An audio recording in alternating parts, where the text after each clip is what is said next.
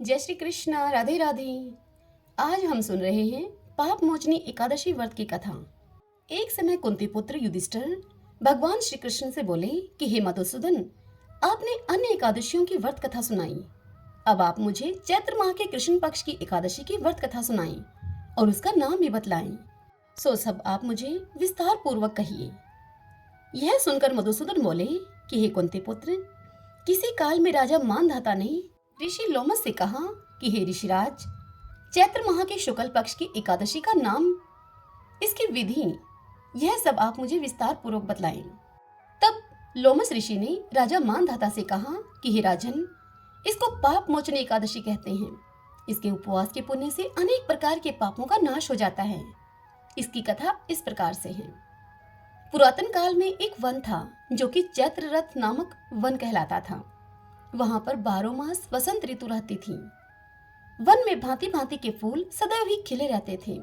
वहां अप्सराएं वास करती थी। गंधर्व कन्याएं वहां पर आकर विहार किया करती थी। स्वयं इंद्र व अन्य देव उन अप्सराओं और गंधर्व कन्याओं से काम क्रीड़ा किया करते थे। उसी वन में एक अति सुंदर मेधाविक नाम के ऋषि वहां तपस्या किया करते थे। वे ऋषि शिव भगत थे। भगवान शिव के विरोधी शत्रु कामदेव अर्थात अनग ने शिव भगत मेधावी मुनि को जीतने के लिए एक योजना बनाई। एक दिन मंजुघोषा नाम की एक अप्सरा मेधावी मुनि की देह सुंदरता पर मोहित होकर उनके करीब आकर उन ऋषि को आकर्षित करने के लिए सितार बजाकर मधुर स्वर में गाना गाने लगी। कामदेव ने उस अप्सरा के माध्यम से शिव भगत मेधावी ऋषि को जीतना चाहा था। उसने उस सुंदर अप्सरा की भ्रकुटी का धनुष बनाकर, उसके कटाक्षों को डोरी बनाकर और स्वयं अप्सरा को सेनापति बनाकर कामदेव ने मेधावी मुनि पर वार किया। मेधावी मुनि भी अपनी हर्ष पुष्टता और सुंदरता के कारण स्वयं दूसरे कामदेव के समान प्रतीत होते थे। काम के अधीन होकर मंजुघोषा ने मध्यम स्वर में वीणा बजाते हुए गाना शुरू कर दिया। तब मेधावी मुनि भी अप्सरा का गान सुनकर धीरे धीरे उस पर कामासक्त होने लगे।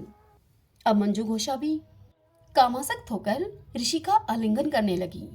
मेधावी ऋषि भी उसके सौंदर्य पर मोहित होकर, शिव रहस्य से अनजान होकर, काम के वशीभूत होकर अप्सरा के साथ रमण करने लगे। रमण करते हुए मेधावी ऋषि को दिन रात्रि का भी स्मरण न रहा।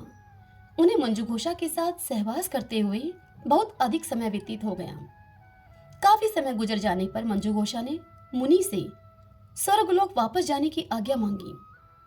अप्सरा के ये वचन सुनकर मुनि उससे बोले कि हे सुंदरी, अभी कल ही तो तुम मेरे पास आई हो और आज तुम वापस जाना चाहती हो। ऐसा नहीं हो सकता। अभी तुम कल तक और ठहरो। वह अप्सरा भी मुनि से भयभीत होकर पुनः उनके साथ रमण करने लग गई। जब इस प्रकार रमण करते हुए 57 वर्ष 7 महीने और 3 दिन बीत गए, तब उन मेधावी मुनि को अपने पतन का कारण समझ में आया। तब वे अत्यंत कुपित होकर वक्र दृष्टि से मंजुघोषा को देखकर और उसे काल का विकराल रूप जानकर उससे बोले, हे दुष्ट अप्सरा, तू मेरे तप को नष्ट करने वाली है, अतः अब तू मेरे श्राप से पिशाचिनी बन जा। तू महापापिन है, दुराचारणी है, तू धिक्कारे जाने योग्य है। मुनि के श्राप वश मंजुघोषा अब पिशाचिनी बन गई और कहने लगी कि हे ऋषि, मुझ पर क्रोधित न हो, आप मुझ पर प्रसन्न हो। इस श्राप से मुक्ति का मुझे आप उपाय बतलाइए, क्योंकि इस पाप के हम दोनों ही समान रूप से भागी हैं। बुद्धिमानों की मति के अनुसार ऋषि एवं संत जनों का संग सदैव ही कल्याणकारी होता है। यह बात सुनकर ऋषि मेधावी का क्रोध कुछ कम हुआ और शांत भाव से वे बोले कि हे मंजुघोषा, तूने ही मुझे इस पाप कर्म के लिए प्रेरित किया है। फिर भी मैं तुम्हें मुक्ति का उपाय बतलाता हूँ, तो ध्यानस्थ होकर सुन। चैत्र माह के कृष्ण पक्ष की जो पाप मोचनी एकादशी है, यदि तू उस एकादशी का नियम के अनुसार व्रत करेगी तो तू इस प्रेत योनि से मुक्त होकर पुनः अप्सरा बनकर देवलोक को चली जाएगी। तत्पश्चात ऋषि मेधावी ने अपने पापों की मुक्ति के लिए अपने पिता चैवन ऋषि के पास जाकर अपने दुष्कर्म के बारे में सब बतलाया। चैवन ऋषि ने उसे फटकारते हुए कहा कि हे पुत्र, यह तूने क्या किया?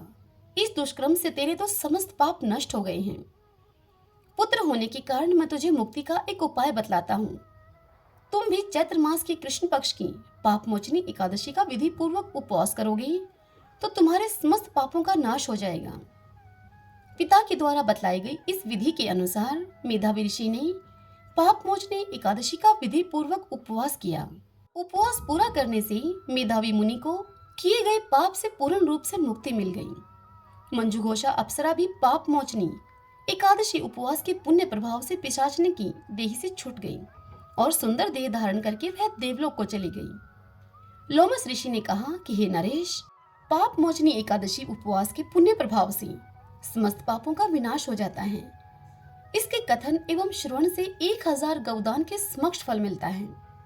इसका उपवास करने वालों को ब्रह्म हत्या, स्वर्ण चोरी, मदपान, पर नारी गमन आदि जैसे भयंकर पापों से मुक्ति मिलती है और मरणों उपरांत वह मनुष्य परम धाम प्राप्त करता है।